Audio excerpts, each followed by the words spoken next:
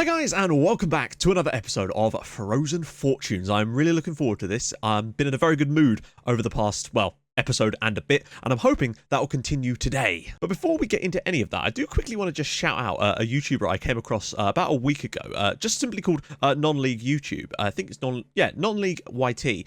And if you're interested in non-league stuff in England, and I don't just mean in terms of like the teams themselves, just in the stories that are around in those leagues, then I very much suggest you check his channel out. Some of his videos are incredibly good. So yeah, I'll put a link in the description to his channel. Do go check him out if you're into that kind of thing. Like Copper 90, but for non-league. Right, so in the last episode, obviously, we smashed 5 goals past Nyköping, which was, I gotta say, I thought we might win the game given what I'd seen from us before that, but I did not anticipate us thrashing them by 5 goals. That truly has taken me by surprise, and filled me with confidence. Like someone said in the comments on the video, imagine what Alan Franson would have done in this tactic. He'd probably already be into triple figures of goals by now, I have to say. Now, I've still been on the fence about whether to start on a counter-attacking style or an attacking style, and I think I've come to a conclusion based on the way the games have gone over this period of matches. Now, as you can see, we went behind early on through Lasse Schoup in this one, but came back with Herman Martinez doing his thing, a goal for Steven Gardner, of course, and a Ponzio penalty making it 3-1 before they got on back through Frank Clausen, unfortunately from a free kick. I've changed it again. I've made it so that they're all on go back now.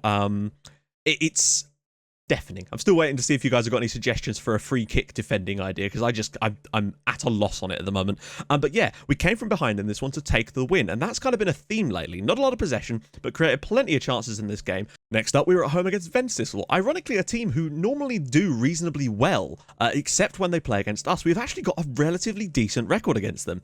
This could have been more than 2-1, gotta say. We went behind early on, just as we did in the last game, but my god, we're showing a lot of resilience by coming from behind. Yes, Jeppe Illem's goal put them in front, but Steven Gardner with yet another goal. He's turning into the new Alan Franson. I'm very much a fan of him. St. Brendan did a hell of a lot of work today. 7 key passes. He was the man of the match despite not scoring a goal. To give you an idea, he's been excellent. I can't believe I'm non-ironically saying this, but Brendan, I'm sorry I doubted you. It seems like he's actually going to become a key member of the team. And don't forget, guys, we've still got Neil Hutchinson to come back. He is now back in light training. We won't see him until after Christmas, but I do think that's going to really strengthen our starting lineup, potentially with the injuries to Martinez, as he does seem to keep getting injured quite frequently. Poor Holmgaard got the other goal, but again, 2 games in a row, coming from behind to get the win. Could have had more in this one, in all honesty. Probably our worst performance since we've actually switched to this tactic. Marion Lease did seem to have our number. We got a 0-0 draw at home against them, but remember, this is not your mother's Marion Lease. This is a team that are very much a different side to what they were last year. They came into this game above us in the league. They have started extraordinarily well. I don't know why, but they have. We still had the better chances and possibly should have still won the game. I think we had man of the match with Mikkel Gravgaard getting... Actually, I'm not sure if he was man of the match. I'm assuming he is just based on what it says here. We probably could have won this game as well, but I'm not too bothered. We got a 0-0 draw. It's a clean sheet as well. Another one of those really is going to help us down the line. You know, a 1-0 win, we could have snuck it maybe, but it doesn't matter. On another day, who knows? Now, based on the way we'd been playing and how effective attacking had generally been in games, you know, we started off on counter against Nyköping, went to attacking, got ourselves in front. Admittedly, we did batter them on the break. But those 2 coming from behind wins both happened when we switched to attacking. So I thought, you know what? Let's start off on attacking against Fremad, who were like 10th in the league at the time. So certainly weren't looking like they were going to be anything special. And we took the lead early on, of course, through Steven Gardner. I think that's his 12th goal of the season already. He is having a lovely time. Definitely could get 20 for us this year.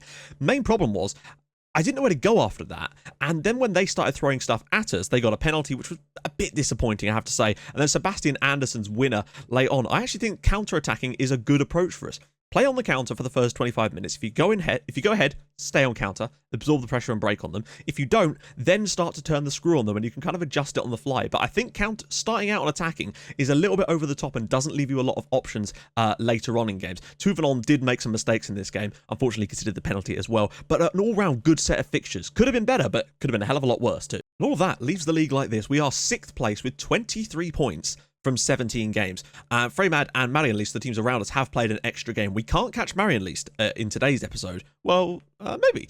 But the fact is, they've got 28 points, which is incredible for them. Roskilde, a team that came down from the top flight last season, are currently in the relegation zone and were bottom at one point. So perhaps that 4-1 win away at them isn't quite as surprising as it might have looked at the time. We still have the top 2 highest rated players in the league. Steven Gardner is the 2nd highest scorer in the league, now with 12 goals. And St. Brendan is the joint highest assister. He's filling in for Mikkel Nygaard and doing a bloody good job of it at the same time. Now, we've played Thisted 3 times so far in this save, and we have beat them every single time. We are actually a favourite for a game for once. Thisted have certainly surprised me this year, though, with taking a point a game so far is not what I expected, given how badly they started this season. Considering both sides this year, Frem and Thisted that came up, have both not in the relegation zone. It's actually very impressive. We're 8 points clear of that now, and just barely, well, we're basically at the exact equilibrium of the league. We're as close to Viborg as we are to Roskilde. Interesting. It's not like Opta Joe ending every single sentence with an adjective. Curious. So I'm thinking about just sticking with the same lineup. Most players, Julian's kind of dropping off a little bit compared to some of them. Gardner doing a fantastic job. What I'm really enjoying as well is the link up. You'll notice we've actually got green links a lot of the time in these places. And what happened before, we weren't getting that because players weren't playing together enough. We're really developing some partnerships, and I think that might be helping us quite a lot as well. You might notice I've changed Brendan's name to Saint Brendan in the nickname thing. People suggested it, and I think we kind of have a point there. He is the patron saint of assists at the moment. Homgor in the middle because Herman Martinez is injured again. Makes me think he might well have quite a high trait on the old injury-prone one, which something we may have to look at. Thankfully, Neil Hutchinson will be back soon. Ponzio and Julian in the middle. Ponzio has been absolutely fantastic for us. I was looking at some of his stats on the old analysis screen. He has been exceptional. Really, really good. Gravgor and Borup doing their thing. That's an area we might need to look at. But at the end of the day, I don't think that area is too much of an issue for us at the moment. We just need to, eventually, we will find players that fit into those roles. And when we do, things are going to get interesting.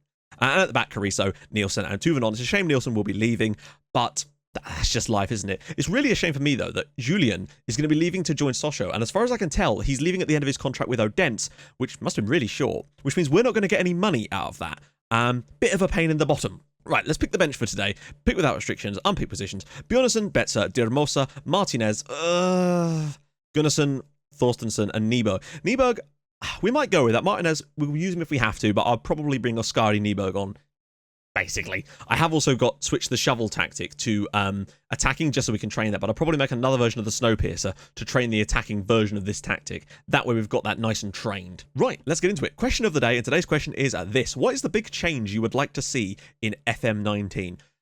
Couple of things for me. I'd like to see the training be made a little bit more... I'd like a bit more control over training, basically. Being able to train certain drills, kind of that kind of stuff that you can do. Also, I'd like some of the tactics to be a little bit more in-depth, maybe slightly more control over the individual player instructions. And also, I'd like them to overhaul, I'd like them to overhaul the player interactions. I want them to mean something. I want those conversations to actually mean something, because they've never seemed to mean anything positive when we do them. Peterson, edge of the box for Gavranovic. Ooh, up the field, okay.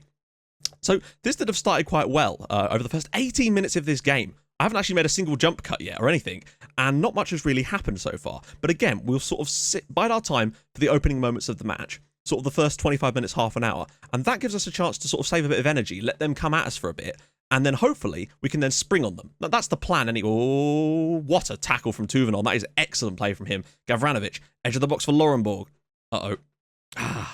We just need that one ball out. Go on, there we go. Another long-range strike. Fine by me. Carry on, lads. Garcia, this is a bit more like it. Maybe our first opportunity of the game. Borup. It's not a good touch from him, but he's found the pass for Holmgård. Can he find a pass himself? It's Stephen Gardner in for St. Brendan.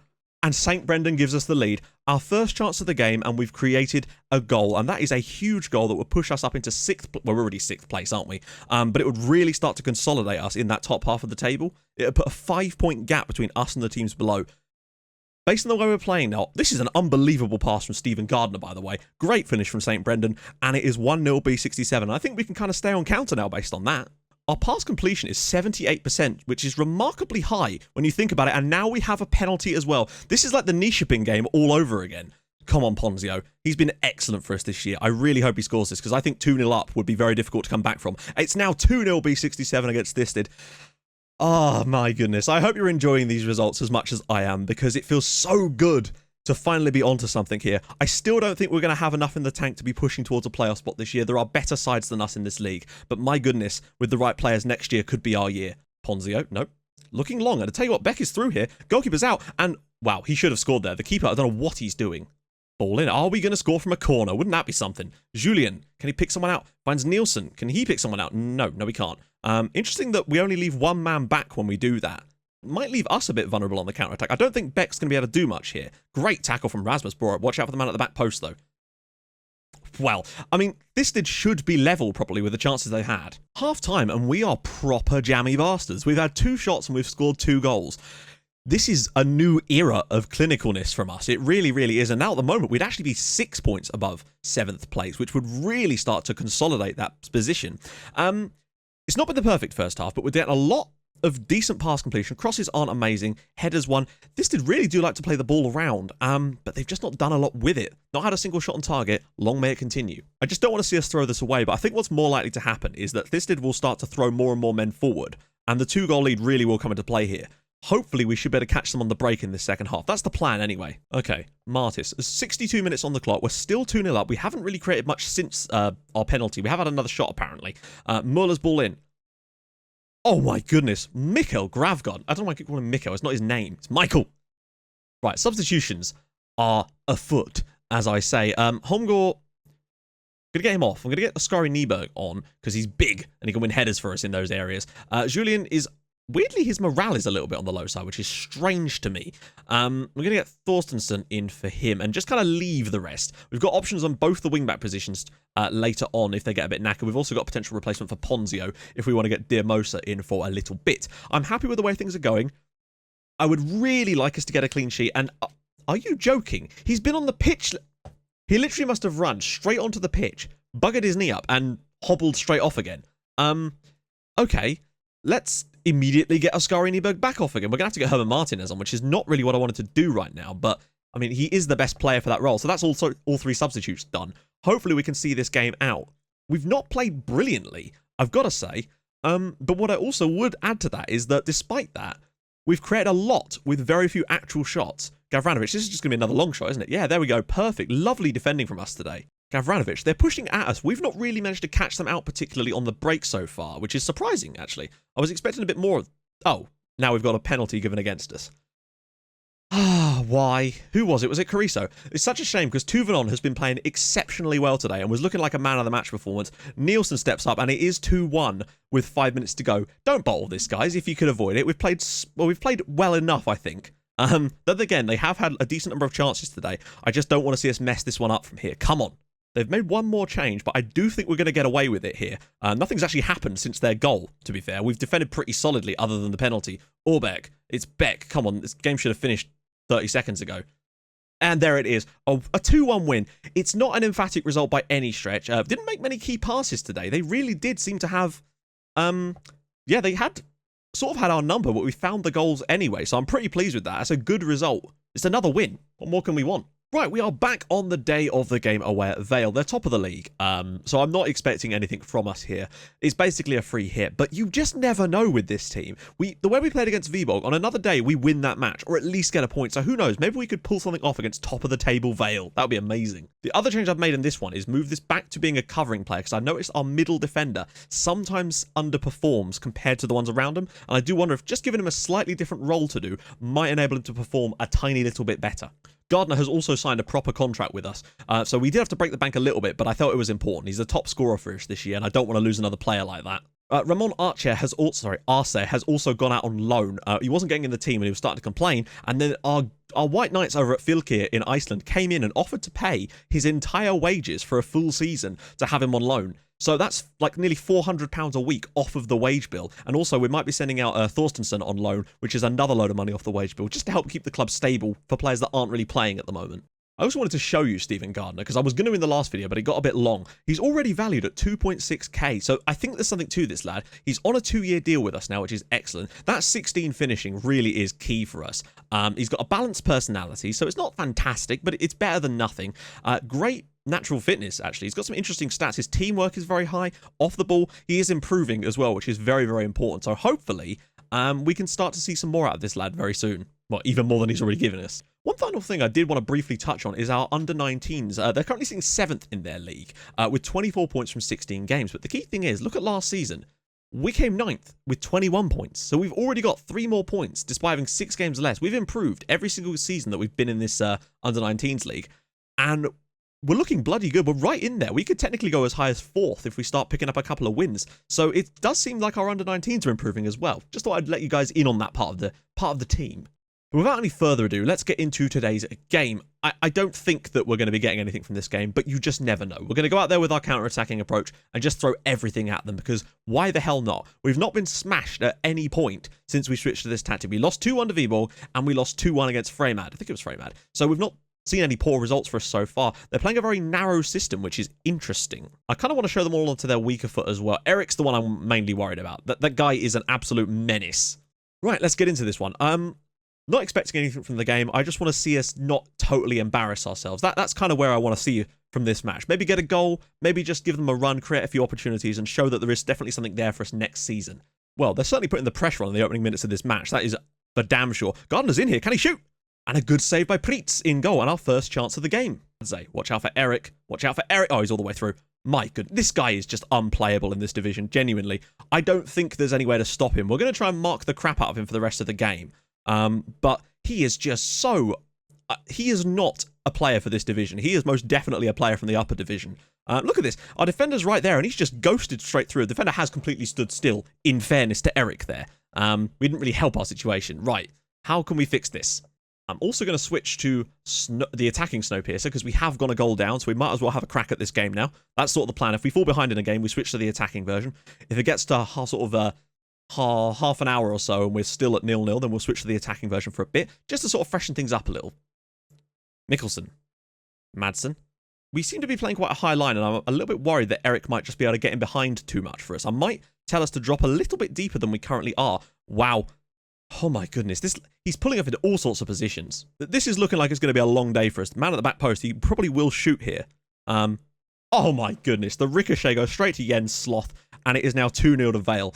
I mean, we always knew we were going to struggle in this game. They are top of the league. In fact, top of the league by 5 points. They look very much set on returning to the top flight at the first time of asking. This is a bit unfortunate from us, really. Deflects straight to him, and it's a brilliant finish, but what can you do about that? Ball into the... Okay, Ponzio's won that. Holmgaard, can we get a breakaway? Oh, my goodness me. Right, you should have that. How has Tuvenon lost the ball there? Eric's in total space. Oh, my goodness me. Vejle are showing us up here. They really are an incredibly good side, and we've not helped ourselves there. Tuvenon, just bugger off to Montpellier if you do. Look, he's got all the advantages here, and somehow still manages to mess it up. Zizvazze's completely left him for dead. Ball into the middle, and Eric... Good on the old tighter marking on Eric there, lads. Well done. I might actually assign Nielsen to specifically mark Eric. Because... And close down more, just him personally. I might also put more risky passes, just because I want to see what happens. I sense this is going to be a long day for us. Carrizo, looking long. I don't understand what Holmgaard's doing there. The ball is coming directly at him, and they just start running away from it. It's something I notice a lot when you just have one of those games where the team just aren't playing well, and they'll just start ignoring the ball. Just completely ignoring it. They've actually only created one clear-cut chance, amazingly. Might also go to hit early crosses, since we're not getting into the advanced positions to go with our normal crossing strategy, so we might as well try and lump them occasionally. Eric, my goodness. Maybe today is the kind of day to exploit the flanks, maybe even clear ball to the flanks, since they're not going to have anyone out there, really. Well, half-time, and... I don't know where to go from here. I think we just have to kind of persist with what we're doing and hope that something happens, because I can't think of anything that is going to particularly stand out to change this. Yeah, we do owe them. Let's go and have them. See if we can nick a goal in the second half. I don't really want to go on overload because it's 3-0 down. Maybe if we get a goal back, I'd consider it. Right, Brendan into the channel. Go on, Brendan. Ball in. Nobody there. Julian showing at least a little bit more of desire there. I think it's one of these things. We're not going to win every game with this strategy, least of all away at the top of the table team. That was a bit of a long shot, I would have said. Gerard, a chance though. Finally, an opportunity has come. Borup, ball in, and another shot there from the goalkeeper to actually do something. My God, we created a chance. And again, Gravgaard, don't know what's changed, but I'm liking it. Holmgaard, can he slip one through for someone? Gravgaard, there's plenty of options. Back post, Gardner! Oh my goodness, what a chance. That should have been 3-1. Ponzio again, into the channel for St. Brendan. He's got many of the options. Gardner! Oh, can he pull it back? He does. Holmgaard. Oh my goodness, what a save. We've been amazing in this first 15 minutes of the second half. We should have had at least one goal back by now. But hey, sometimes it just isn't your day. I don't think we're going to get anything from this game. If anything, we'll probably concede more goals, but at least we've looked a bit more stable. Why can't we score those? Like, we've created some really good opportunities today, and it's basically the Viborg game all over again, except they've been even more clinical. Like, we've had way worse chances than that in this game, and they are just putting everything in the net. Look at this. How did you get so much Hey, Doesn't matter. Ponzio into the box. It's in the back of the net from Fabian Tuvenon. Another good opportunity. This time we do put it in. Tuvenon's redeemed himself partly for his mistake earlier. Ponzio with a lovely ball in. Tuvenon rising highest, in off the crossbar, and the goalkeeper for 1. Maybe there is still something in this game for us. Julian isn't having the best day either. I'm going to make all 3 subs now. I don't want to really throw it on Oval, or do I? Do we just try and go for it? Because it really doesn't matter at this point. And for the final 23 minutes of this game, we're going to go on Overload and see if we can pull out one of our amazing comebacks like we have done in not recent years as much, but like we have done in the past. Like the 3-0 to 3-3 draw we got against Esbjerg. Go on, win that header. Nielsen, big header 1. Because they seem pretty intent on... It seems like they're just capable of winning headers no matter where they are in relation to our players. They've got some serious aerial threats in their team. Forstensen. Ponzio in the channel for Gardner. He's through again. And it's 4-2. We've got one more back with 9 minutes to go. Stephen Gardner makes it 4-2 here. We're giving him a good crack. Seems that it wasn't quite to be, but we've definitely played quite well. Just a few little defensive issues in this game cost us at times. A little bit of lack of concentration. But Gravgor was unbelievable in that second period. Ponzio with 2 assists for us. That's definitely showing some good stuff from him. 23 key passes we made in that game. That is insane. Again, on another day, we might well have got something from this game. There's definitely good things, and I think if we can just improve the squad, these kinds of results might start going our way next season. You just never know, really. So next episode, pretty straightforward. We're going to be doing all the Christmas stuff, hopefully loads of new players coming in, and depending on when that fixture is, and depending on when the youth intake happens, hopefully a new youth intake, because I've got the board to increase our junior coaching budget yet again. So now that should be good. We've got good and extensive on the recruitment. So in all honesty, I don't think we're going to get another Kasper Nielsen type player coming through. But to be fair, our squad, in terms of the stars, has probably gone down a bit. So we might get a player that actually looks as good, but might not actually be as good. You never know. On my Christmas list, if we are going to get a player like that, please be a striker or a wingback. Wingback would just be ridiculous, but a striker wouldn't be too bad either. Anyway, if you have enjoyed this episode, and I hope you have, enjoying the new and refreshed team, actually scoring goals in most games now, which is fantastic. Perhaps not on the clean sheet side today, but still doing well, then drop a like on the video. That would be amazing, and subscribe to the channel if you are new. And I will see you guys in the next episode for live comms away at Helsingør, which is going to be difficult, and at home to Hobro, which is going to be difficult. So those are basically 2 more free hits. Anything we get against those teams will be a bonus. And I tell you what, I'm fancying that Hobro game at home as an opportunity for us to get something. And maybe even Helsingør, frankly. We put 5 past them at home with this tactic. Maybe we can do it away from home. Who knows? I'll see you guys soon. Thank you so much for watching. Bye-bye.